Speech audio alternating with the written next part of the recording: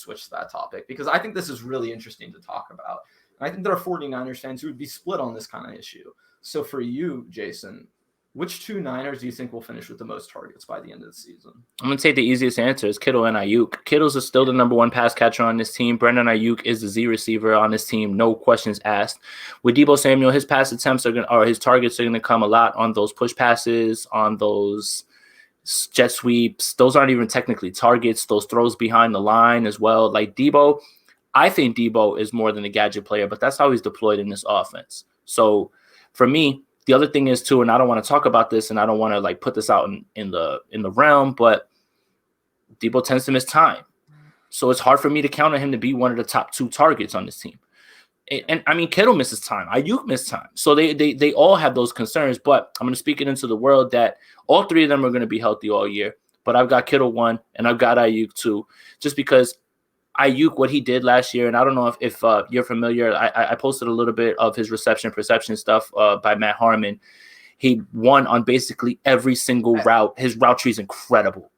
It's absolutely ridiculous. I'm sorry, but just what Brandon Ayuk was doing, looking at that route tree that you were talking about, Ayuk can win in every part of the field. And I actually did a film breakdown for Brandon Ayuk Tuesday this week with Bay Area Baller. Nice. The thing that I noticed with him more than anything when I watch all the good plays after the good plays, it's not like he's doing it against just zone or just man, right? It seems like every single time he's challenged or he has to do something different, even within his normal role of a receiver, he excels.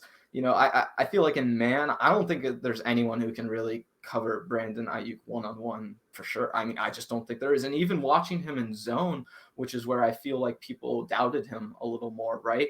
He's still able to find the soft spots of the zone, angle his body, and use his athleticism and body control in a way to where he doesn't need to be at the exact spot. And with all the bad passes that he was getting thrown his way in this past season, he really had to adjust mid catch, right? I think I went over this catch. It was the deep post versus Seattle where Nick Mullins, it's like a 35-yard deep post.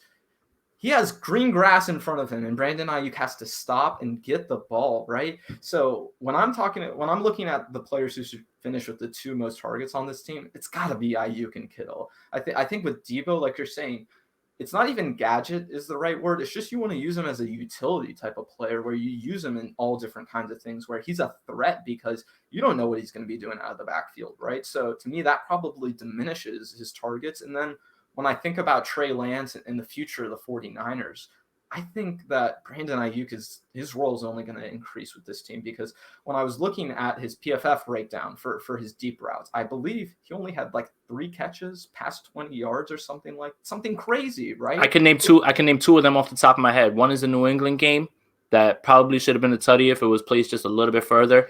The Bills game, Nick Mullins actually chucked the ball downfield, and he had to turn his body the other way to make sure he got that. The third one, I'm not fully certain which one. You know what the third one is? It's that Seattle play I just brought up. Okay. That's exactly what it is. So it's those 3 plays with Brandon Ayuk. I don't think any of those plays are really outside the numbers type of throws where, I mean, that's the stuff when I believe when you brought this up on Twitter. I mean, Ayuk does better than almost anyone in the league at those outside routes, those to the sideline, right?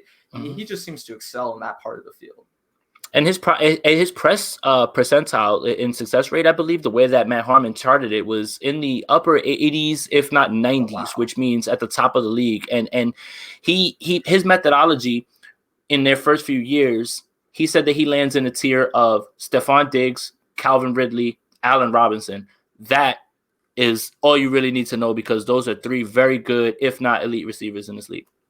Yeah, and I think I just want to get back to this point specifically. I think he's going to be taking on that Kendrick Bourne, that Jordan Reed role that we're going to see disappear from this team. I think what 49ers fans need to realize is they're losing a lot of targets from last year's team. I mean, really, Jerick McKinnon had a ton of targets. Jeff Wilson Jr., who's not going to be available at the beginning of the season, had a lot of targets.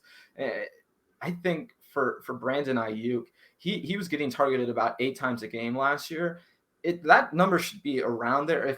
If not, it should be more. To me, I think they just need to figure out different ways to get the ball in his hands because I feel like, you know, and the one play that really stuck out to me with Brandon Ayuk was, I'm forgetting, I think it was against New England, but you can go back and watch my video to see specifically. But It's this play where it's a Jerick McKinnon handoff and he fumbles the ball, right? He drops the ball and Brandon Ayuk is coming on an end around almost and he scoops it up. And instead of being like a 12-yard loss or a fumble and the other team's advantage, Brandon Ayuk carried it for like 8 yards, right? So it's the kind of stuff I see with him to where I'm like, we need to get him involved in the punt return, in the kick return.